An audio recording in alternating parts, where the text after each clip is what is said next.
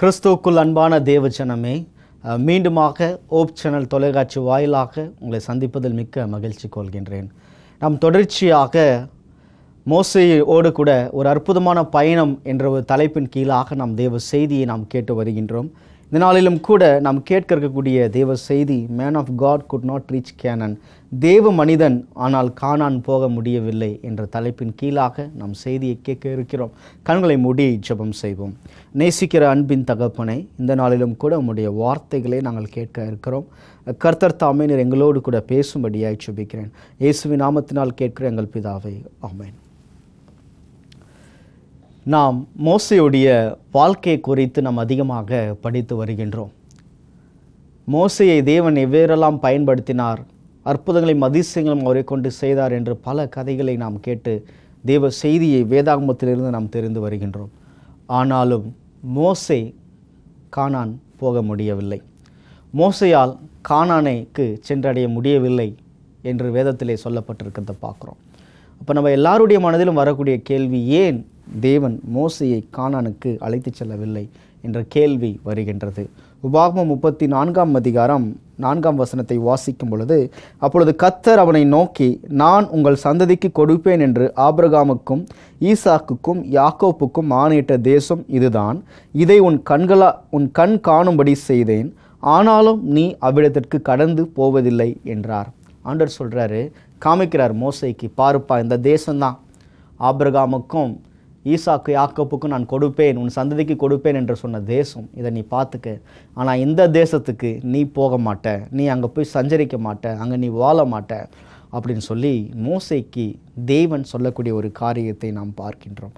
ஏன் மோசேக்கு ஆண்டவர் இதை சொன்னார், எதனால் சொன்னார் அப்படின்னு சொல்லி நிறைய பேருக்கு இந்த கேள்விகள், பல கேள்விகள் இருக்கலாம்.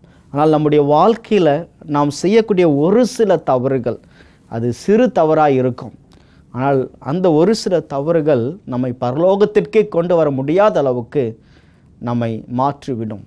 சில நேரங்களில் நாம் செய்யக்கூடிய ஒரு சில தவறுகள், நம்ம எடுக்கக்கூடிய ஒரு சில தீர்மானங்கள் நம்முடைய வாழ்க்கையே தலைகீழாய் மாற்றிவிடும். அப்போ இன்றைக்கி நம்முடைய வாழ்க்கையில் நாம் எடுக்கக்கூடிய ஒவ்வொரு தீர்மானங்களும் மிக மிக முக்கியமானது என்பது முக்கியம், பிரியமானவர்களே.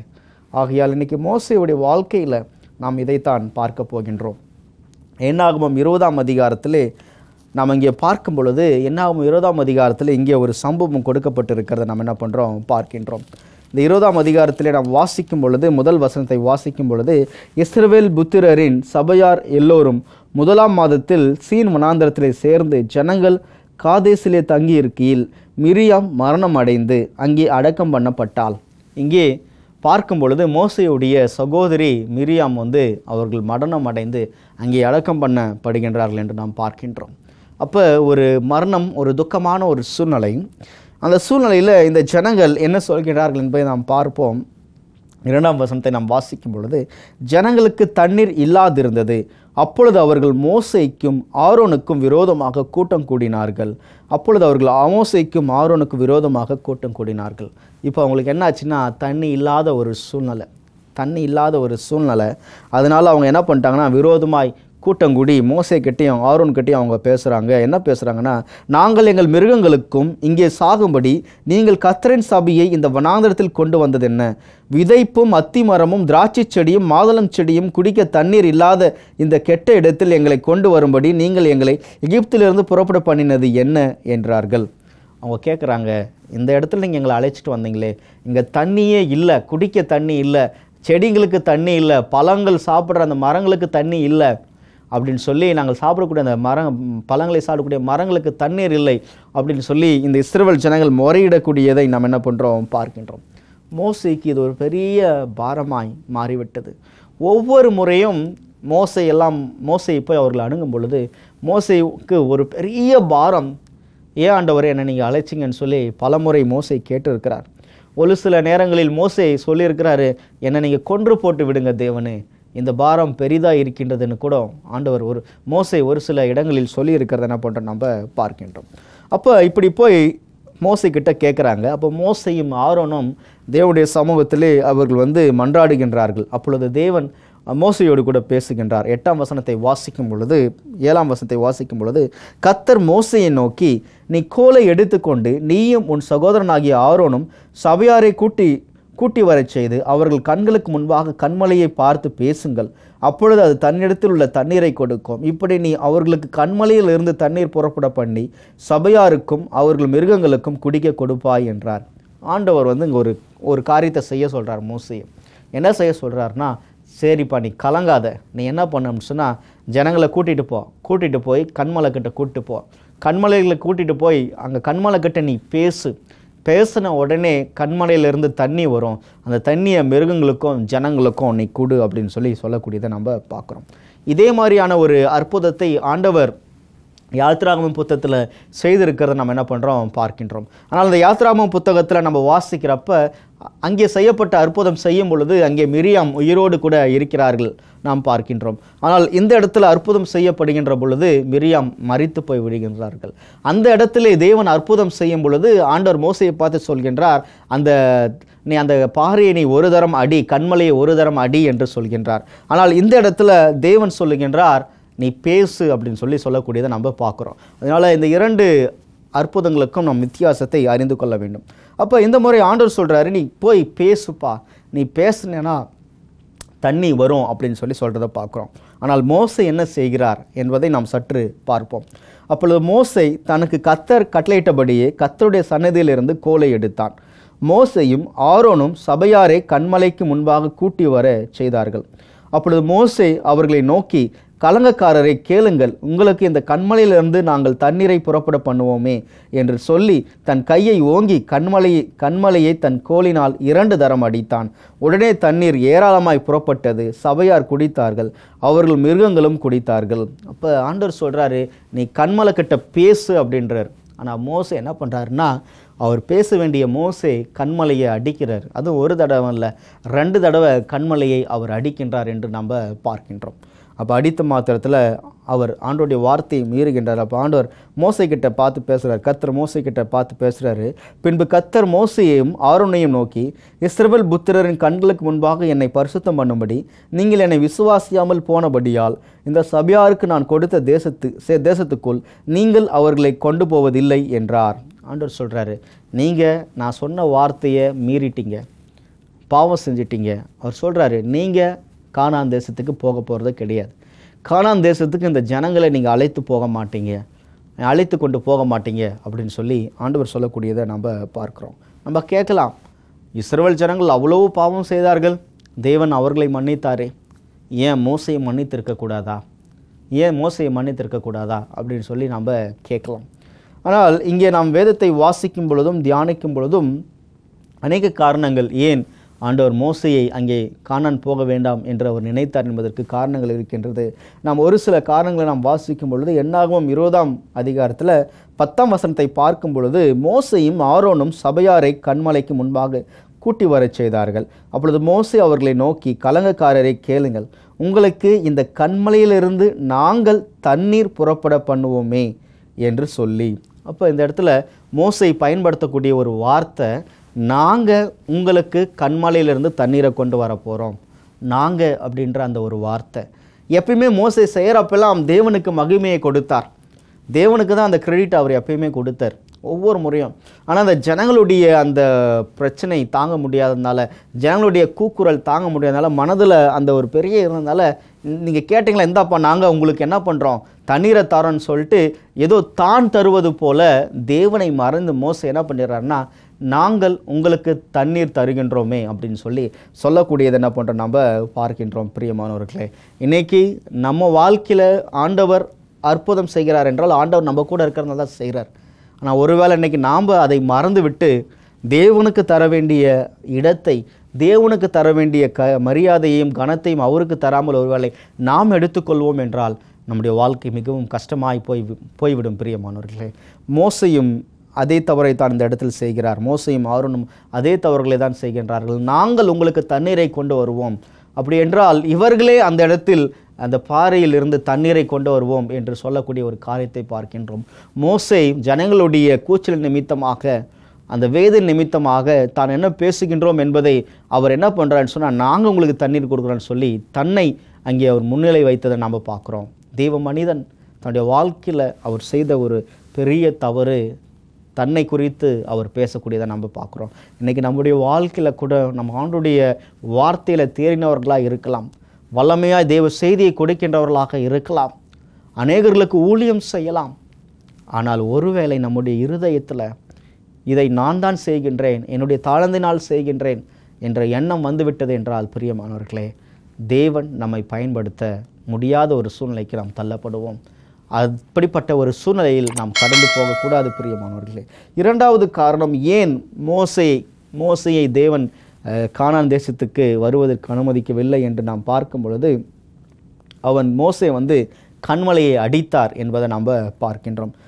தேவன் சொல்கிறார் கண்மலையை நீ அடிக்காத அப்படின்றாரு. ஆனால் மோசே கண்மலையை அடிக்கின்ற ஒரு காரியத்தை என்ன பண்ணுறோம் நம்ம பார்க்கின்றோம். தேவன் சொல்கிறாரு 8ஆம் வசனத்தில், நீ கோலை எடுத்துக்கொண்டு நீயும் உன் சகோதரனாகிய ஆரோன் சபையாரை கூட்டி செய்து அவர்கள் கண்களுக்கு முன்பாக கண்மலையை பார்த்து பேசுங்கள், அப்பொழுது அது தன்னண்டையில் உள்ள தண்ணீரை கொடுக்கும். அவர் சொல்கிறாரு, நீ கண்மலையை பார்த்து பேசு, நீ பேசுனா போதும் அது தண்ணீரை கொடுக்கும் அப்படின்றாங்க. ஆனால் இங்கே மோசே என்ன செய்கிறார் அப்படின்னு சொன்னால், கண்மலையை அடித்து விடுகின்றார். கண்மலையை அடித்து விடுகின்ற ஒரு காரியத்தை நாம் பார்க்கின்றோம். அது ஒரு பெரிய ஒரு காரியத்தை அங்கே சொல்லப்பட்டிருக்கிறது என்ன பண்ணுறோம் நம்ம பார்க்குறோம் பிரியமானவர்களே. ஒருவேளை எப்படின்னு கேட்கலாம். முன்பதாகவே ஒரு முறை தேவன் சொல்கிறார், கண்மலையை நீ ஒரு தடம் தான் அடிக்கணுன்றார் முதல் முறை. அப்போ ஒரு முறை கண்மலையை அடித்த உடனே தண்ணீர் வந்தது.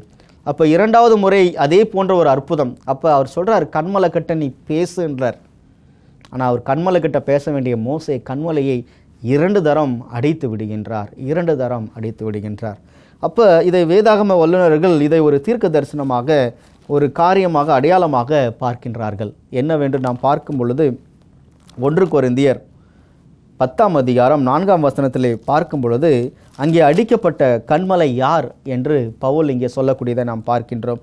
1 கொரிந்தியர் 10ஆம் அதிகாரம் 4ஆம் வசனத்தை வாசிக்கும் பொழுது, எல்லோரும் ஒரே ஞான பானத்தை குடித்தார்கள், எப்படி எனில் அவர்களோடு கூட சென்ற ஞான கண்மலையின் தண்ணீரை குடித்தார்கள், அந்த கண்மலை கிறிஸ்துவே.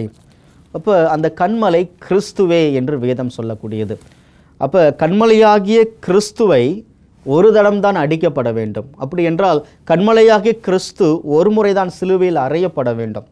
நம்ம பழைய ஏற்பாட்டில் பார்க்குறப்ப தேவன் ஒவ்வொன்றும் செய்யக்கூடியதெல்லாம் பிற்காலத்திற்கு அடையாளமாக இருந்தது. ஆசரிப்பு கூடாரத்தை பார்க்கும் பொழுது அடையாளமாக இருந்தது. அப்போ கண்மலையை அவர் அந்த கண்மலை அற்புதத்தை செய்யும் பொழுது ஒரு தடவை நீ அதை அடியேன் என்று சொல்கின்றார், அதை அடித்து விடுகின்றார். ஆனால் 2வது முறை நீ பேசுன்னு சொல்கிறார். ஆனால் மோசே என்ன பண்ணுறாருன்னு சொன்னால், 2வது முறை பேசுவதற்கு பதிலாக 2 தரம் அடித்து விடுகின்றார் கண்மலையை. 2 தரம் கண்மலையை அடித்து விடுகின்றார். அப்போ அந்த ஒரு பெரிய ஒரு தேவனை 2 முறை சிலுவையில் அறைவதற்கு போன்று அந்த ஒரு காரியம் இருக்கிற இந்த இடத்துல நம்மளால் பார்க்க முடிகின்றது பிரியமானவர்களே.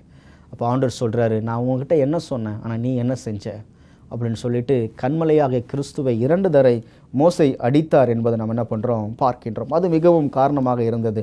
3வது காரணம், ஏன் மோசையை ஆண்டவர் கானானுக்கு வர வேண்டாம் என்று சொன்னார் என்று பார்க்கும் பொழுது, தேவனுடைய வார்த்தைக்கு மோசே கீழ்ப்படியவில்லை. இதுவரைக்கும் மோசே எல்லா காரியத்திலும் கீழ்ப்படிந்தார், எல்லாத்திலையும் கீழ்ப்படிந்தார். மோசே தன்னுடைய வாழ்க்கையில் கீழ்ப்படியாத ஒரு இடம் அப்படின்னு சொன்னால் அது இந்த இடம்தான். இந்த இடத்துல தான் மோசே தன்னை மறந்து தேவன் சொன்னது ஒன்று, அவர் செய்தது ஒன்று ஆயிற்று. தேவன் சொல்கிறாரு, நீ கண்மலையை கிட்ட போய் பேசுன்றார். ஆனால் அவர் ஏற்கனவே கண்மலையை அடித்த அனுபவம் இருந்ததுனால அவர் பேச வேண்டிய மனிதன், ஜனங்களுடைய கூச்சல்கள் அதிகமாக அவர் என்ன பண்ணிட்டார்னா, பேச வேண்டியவர் அடிக்க ஆரம்பிச்சிட்டார். தேவனுடைய வார்த்தைக்கு கீழ்ப்படியாமல் போய்விட்டார். இன்றைக்கி நம்முடைய வாழ்க்கையில் கூட பிரியமானவர்களே, அவனுடைய வார்த்தைக்கு நம்ம கீழ்ப்படியலை அப்படின்னு சொன்னால் அந்த பரலோகம் எனும் சொல்லப்படக்கூடிய கானானுக்கு நாம் தகுதி இல்லாதவர்களாக போய்விடுவோம் பிரியமானவர்களே. மோசேயுடைய வாழ்க்கையை நாம் பார்க்கும் பொழுது ஒரு பெரிய ஒரு அடையாளமாக நமக்கு ஆண்டவர் வைத்திருக்கிறார். வல்லமையான ஒரு தீர்க்கதரிசி. தேவன் அவரை வல்லமையாக எடுத்து பயன்படுத்தினார். ஆனால் மோசே கானானுக்கு போக முடியவில்லை. ஏன் என்று பார்க்கும் பொழுது தன்னுடைய வாழ்க்கையில் அவர் செய்த அந்த 3 தவறுகளை இங்கே வேதம் சொல்லப்பட்டிருக்கிறத பார்க்குறோம். இன்றைக்கி நம்முடைய வாழ்க்கையில் கூட அந்த கானான் தேசத்துக்கு நாம் போவதற்கு நம்முடைய வாழ்க்கையில் எது தடையாக இருக்கிறது, எது தடையாக இருக்கிறது என்பதை சற்று நாம் சிந்தித்து பார்க்க வேண்டிய ஒரு சூழ்நிலையில் இருக்கிறோம் பிரியமானவர்கள். நம்முடைய வாழ்க்கையில் எந்த பாவங்கள் தடையாக இருந்தாலும் அதை தேவனுடைய சந்நிதியிலே நாம் அறிக்கை செய்து விட்டுவிட வேண்டியது அவசியமாக இருக்கின்றது பிரியமானவர்களே. ஒருவேளை மோசே இந்த உலகத்துக்குரிய கானான் தேசத்துக்கு அவர் போய் சஞ்சரிக்காமல் இருந்திருக்கலாம். ஆனால் புதிய ஏற்பாட்டில் இயேசுவானவர் மோசையோடு கூட பேசக்கூடிய அந்த தரிசனத்தை நம்ம பார்க்குறோம். அப்பொழுது மோசே கானான் தேசத்தை பார்க்கக்கூடிய அந்த ஒரு அனுபவத்தை நம்ம தரோம். இந்த உலகத்துக்குரிய கானானில் மோசே அவர் போய் சேரல. ஆனால் பரலோகம் எனும் சொல்லக்கூடிய கானானில் மோசே இருக்கிறார் என்பதை நாம் பார்க்கின்றோம் பிரியமானவர்களே. இன்றைக்கி நம்முடைய வாழ்க்கையை சற்று நாம் சிந்தித்து பார்ப்போம். தேவன் நம்மை அழைத்திருக்கிறார், தகுதிப்படுத்தி இருக்கிறார், உருவாக்கி இருக்கிறார். இந்த உலகம் நமக்கு முக்கியம் அல்ல, பரலோகம் மிகவும் முக்கியமானது. ஒருவேளை இந்த உலகத்தில், இந்த பூலோகத்தில் ஒருவேளை மோசேக்கு இந்த கானான் தேசம் கிடைக்காமல் இருந்திருக்கலாம். ஆனால் பரலோக அவருக்காக காத்திருந்தது, மோசையை பரலோகத்துக்காக காத்திருந்தது என்று நாம் வேதத்திலே பார்க்கிறோம் பிரியமானவர்களே. இன்றைக்கி நம்முடைய வாழ்க்கை எப்படிப்பட்டதாக இருக்கின்றது என்பதை நாம் சற்று எடுத்து சிந்தித்து பார்க்க வேண்டிய ஒரு காலகட்டத்தில் இருக்கிறோம் பிரியமானவர்களே. ஒரு ராஜா இருக்கிறார். இந்த ராஜா தன்னுடைய ஜனங்கள் அனைவரையும் அழைக்கின்றார். அழைத்து அந்த ராஜா சொல்கிறார், என்ன சொல்கிறார் அப்படின்னு சொன்னால், இவ்வளோ பெரிய அந்த மதில்கள் சுவர்கள் எல்லாம் இருக்குது, இதெல்லாம் நீங்கள் பாருங்கள். அந்த தேசத்தை அடைக்கக்கூடிய அந்த ராஜாவுடைய அரண்மனைக்குள்ளே போகக்கூடிய ஒரு பெரிய கதவு இருக்கின்றது, வாசல் கதவு. அப்போ அந்த கதவை பூட்டி வச்சுருக்கிறாங்க, அந்த கதவை சாத்தி இருக்கிறாங்க. உடனே ராஜா தேசத்து மக்கள் அனைவரையும் அழைக்கின்றார். எல்லா ஜனங்களையும் அழைச்சிட்டு ராஜா சொல்கிறார், இந்த கதவை யார் திறக்கிறீங்களோ, இந்த கதவை யார் திறக்கிறீங்களோ அவங்களுக்கு என்னுடைய தேசத்தில் இருந்து ஒரு பகுதி நான் அவங்களுக்கு தந்துடுவேன். அவங்க அந்த தேசத்தை ஆண்டு கொள்ளலாம், அவங்க அந்த தேசத்தை வைத்து கொள்ளலாம். யார் இந்த கதவை திறக்கிறீங்களோ அவர்கள் இதை வைத்து கொள்ளலாம் அப்படின்னு சொல்லி அந்த ராஜா சொல்லுறார். அப்போ எல்லாரும் பின் ஓடி வராங்க. அப்படி ஓடி வரப்போ அந்த ராஜா, கொஞ்சம் பொறுங்க, இன்னொன்று சொல்லிடுறேன். ஒருவேளை யாராவது இந்த கதவை அவங்களால திறக்க முடியல அப்படின்னு சொன்னால், இவ்வளோ பெரிய இந்த கதவை உங்களால் திறக்க முடியவில்லை என்றால் உங்களுடைய கரங்கள் வெட்டப்படும், எல்லாருடைய கரங்களும் வெட்கப்படும், கை எல்லாம் உங்களுடைய விரலை வெட்டிடுவோம், கையை வெட்டிடுவோம் அப்படின்னு சொல்லி ராஜா சொல்கிறார். உடனே முன்னாடி வந்த கூட்டம் அப்படியே பின்னாடி போயிடுறாங்க. பின்னாடி போயிட்டு எல்லாம் யோசித்துட்டு இருக்கிறாங்க, எப்படி போய் நம்ம இதை போய் திறக்கிறது, ஒருவேளை திறக்கலை அப்படின்னு சொன்னால், ஒருவேளை திறக்கலைன்னா நம்முடைய விரல்களெல்லாம் போய்விடுமே, நம்முடைய கை இல்லாமல் போயிடுமே அப்படின்னு சொல்லி எல்லாம் பயந்து நின்று கொண்டு இருக்கிறார்கள். அப்படி எல்லாம் பயந்து நின்று கொண்டு இருக்கிறப்ப ஒரு வாலிபன் அவன் முன்னாடி வரான். வந்துட்டு நான் திறக்க போகிறேன் என்று முன்னாடி வரான். அப்போ அங்கே இருக்கிற ஜனங்கள்லாம் கேட்குறாங்க, ஏன்பா நீ போய் திறக்கிறன்னு போகிறே, ஒருவேளை உன்னால் திறக்க முடியாமல் போயிடுச்சின்னு சொன்னால் உன்னுடைய விரல்கள்லாம் இருக்குது, அதே கை இல்லாமல் போயிருமே, நீ என்ன பண்ண போகிற, உன்னால் திறக்க முடியாது, கை இல்லாமல் போயிருமே அப்படின்னு சொல்லி சொல்கிறாங்க. உடனே அதுக்கு அந்த வாலிபன் சொல்கிறான், பரவாயில்ல, ஒருவேளை நான் அந்த கதவை திறந்துட்டேன் அப்படின்னு சொன்னால், அந்த வாசலை திறந்துட்டேன்னா நானும் ஒரு ராஜாவா, ஒரு தேசத்தை என் கையில் கொடுத்துருவாங்கள்ல, ஒரு பகுதியை கொடுத்துருவாங்கள்ல, ஒரு விரல் போனால் போட்டுமே, கைகள் போனால் போட்டுமே, அது இல்லாமல் நான் வாழ்ந்துருவேன், உயிராக போகுது, கை தானே போகுது, நான் வாழ்ந்துருவேன். ஆனால் ஒருவேளை அதை நான் திறந்துட்டேன் அப்படின்னு சொன்னால் அந்த தேசமே எனக்கு கிடைக்குமே, ஒரு பகுதி கிடைக்குமேன்னு சொல்லிட்டு இந்த வாலிபன் என்ன பண்ணுறாருன்னா, அந்த கதவை, அந்த ராஜாவுடைய வீட்டில் இருக்கக்கூடிய வாசல் கதவை அவன் திறப்பதுக்காக வேகமாக ஓடி அதை திறக்கலான்னு சொல்லி கைகளை வைக்கிறான். அந்த கைகளை வைத்த மாத்திரத்தில் அந்த கதவு தன்னால் திறந்து விட்டது. எல்லாருக்கும் ஆச்சரியம். என்னவென்று பார்க்கும் பொழுது அந்த கதவை அவங்க தாப்பால் போடாமல் வைத்திருக்கிறார்கள். பிரியமானவர்களே, இன்றைக்கி தேவன் அந்த பரலோகத்திற்கு நம்மை அழைப்பதற்காக அவர் ஒரு பெரிய வழியை உண்டு பண்ணி வைத்திருக்கிறார். நானே வழியும் சத்தியமும் ஜீவனுமாக இருக்கிறேன் என்று ஒரு பெரிய வழியை அவர் உண்டு பண்ணி வைத்திருக்கிறார். ஆனால் அந்த பரலோகத்துக்கு நாம் வர வேண்டியது நமக்கு தேவன் கொடுத்த அழைப்பாக இருக்கின்றது. அப்போ ஆண்டவர் சொல்கிறாரு, இந்த காரியத்தை நீங்கள் செய்வீர்கள் என்றால், செய்து முடிப்பீர்கள் என்றால், அவர் சொல்கிறாரு, நான் உங்களை ராஜாவாக மாற்றுவேன், இந்த தேசத்தை நான் உங்களுக்கு கொடுப்பேன் அப்படின்றார். ஒருவேளை இதை செய்யலை அப்படின்னு சொன்னால் உங்களுக்கு கஷ்டம். அவர் சொல்கிறாரு, நீங்கள் என்னில் அன்பாக இருந்தால் என் கற்பனைகளை கை கொள்ளுங்கள் அப்படின்றார். என்னுடைய கற்பனைகளை நீங்கள் கை கொள்ளலை, இந்த காரியத்தை நீங்கள் செய்யலை அப்படின்னு சொன்னால் பரலோகத்தில் உங்களுக்கு இடம் இல்லை, என்ன பரலோகத்தில் உங்களுக்கு இடம் இல்லைன்னு சொல்லி ஆண்டவர் சொல்லக்கூடியதை நம்ம பார்க்குறோம். பிரியமானவர்களே, மோசேயுடைய பிரயாணத்தை முழுவதும் நம்ம வாசித்தோம். அவருடைய பிரயாணத்தில் அநேக பாடுகள், அநேக கஷ்டங்கள் இருந்தது. அநேக நேரங்களில் மோசே அழுந்திருக்கிறார், துக்கித்து இருக்கிறார். ஆனால் இந்த ஒரு சூழ்நிலையில் மோசே தன்னை முழுவதுமாக மறந்து விடக்கூடிய ஒரு அனுபவத்தை நம்ம பார்க்குறோம். பிரியமானவர்களே, நம்முடைய வாழ்க்கையில் நாம் செய்யக்கூடிய சிறு சிறு தவறுகள், சிறு சிறு பாவங்கள் நம்மை பரலோகத்துக்கு வருவதற்கு ஒரு பெரிய தடையாக இருக்கின்றது. இன்றைக்கு நாம் நம்முடைய பாவத்தை தேவனிடத்தில் அறிக்கை செய்ய வேண்டியது அவசியமாக இருக்கின்றது. பிரியமானவர்களே, தேவ மனிதன்தான், தேவனோடு சஞ்சரித்த மனிதன்தான், தேவனோடு பேசிய மனிதன்தான் மோசே. ஆனாலும் இந்த உலகத்துக்குரிய கானானில் அவரால் பிரவேசிக்க முடியல. இன்றைக்கி நாமும் தேவனோடு கூட இருக்கலாம், தேவனுடைய வார்த்தைகளை தெரிந்திருக்கலாம், எல்லாம் பிரசங்கம் செய்யலாம், எல்லா காரியங்களும் 10 கற்பனைகளை கை கொள்ளலாம். ஆனால் நாம் தேவனோடு கூட இருக்கின்றோமா, அந்த ஆவிக்குரிய வாழ்க்கையில் இருக்கிறோமா என்பதை நம்மை நாமே கேட்டு பார்க்க வேண்டிய ஒரு சூழ்நிலை இருக்கிறோம். பிரியமானவர்களே, மோசேயுடைய கதாபாத்திரம் ஏனோ தானோ என்று எழுதி வைக்கவில்லை, உங்களுக்காகவும் எனக்காகவும் எழுத வைக்கப்பட்டு இருக்கின்றது. பிரியமானவர்களே, நாம் என்ன செய்ய வேண்டும் என்பதற்காக எழுதப்பட்டு இருக்கின்றது. நம்முடைய வாழ்க்கையிலே நாம் அந்த தவறை செய்யக்கூடாது என்பதற்காக எழுதப்பட்டு இருக்கின்றது. நாம் சற்று சிந்தித்து பார்க்க வேண்டிய ஒரு சூழ்நிலையில் இருக்கிறோம். பிரியமானவர்களே, ஆண்டவர் எல்லாருக்கும் அழைப்பு கொடுக்கின்றார்.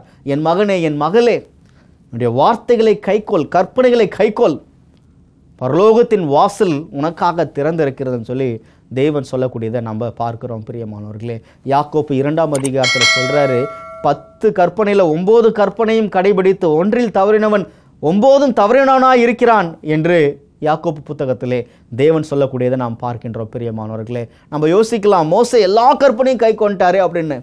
ஆண்டவர் சொன்ன எல்லா வார்த்தைகளையும் மோசே கேட்டார், கேட்டு தான் எல்லாத்தையும் செங்கடலை 2ஆய் பிளந்தார் எனலாம். எல்லா வார்த்தைகளையும் கேட்டார். ஆனால் ஒரே ஒரு வார்த்தையை மாத்திரம் அவர் கேட்கல, கண்மலையை கூட பேசினார். ஆனால் இவர் போய் கண்மலையை அடிச்சிட்டார். இன்றைக்கி ஆண்டவர் நம்ம கூட பேசக்கூடிய ஏதாவது ஒரு வார்த்தைக்கு நம்ம கீழ்ப்படியல, ஆண்டவர் கொடுத்த கற்பனைகள் ஏதாவது ஒரு கற்பனைகளுக்கு நம்ம கீழ்ப்படலைன்னா கூட எல்லா கற்பனைகளுக்கும் நாம் கீழ்ப்படியாததான் என்று யாக்கோப்பு 2ஆம் அதிகாரத்திலே சொல்லப்பட்டிருக்கிறத பார்க்கிறோம். பிரியமானவர்களே, ஆனால் நாம் ஆகையால் நாம் தேவனுடைய பிள்ளைகளாக இருக்க வேண்டும் என்றால் தேவனோடு கூட தேவ வார்த்தைகளை கேட்டு அவரோடு கூட நாம் நடப்போம். கண்களை மூடி ஜெபம் செய்வோம். தேவன் தாமே உங்களை தொடர்ந்து நடத்துவாராக. ஜெபம் செய்வோம்.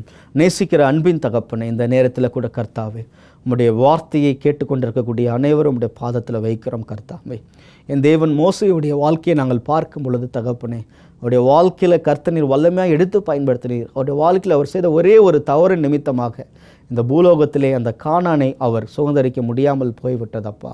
ஆனாலும் அந்த பரலோகத்திலே அவரை நீர் அழைத்து கொண்டீர் என்று நாங்கள் வேதத்திலே வாசிக்கிறோம். தகப்பனே, இந்த உலகத்துக்குரிய காரியத்திலே நாங்கள் ஆசை இல்லாமல் அப்பா அந்த பரலோகத்தை நோக்க கிருபை செய்யுங்க.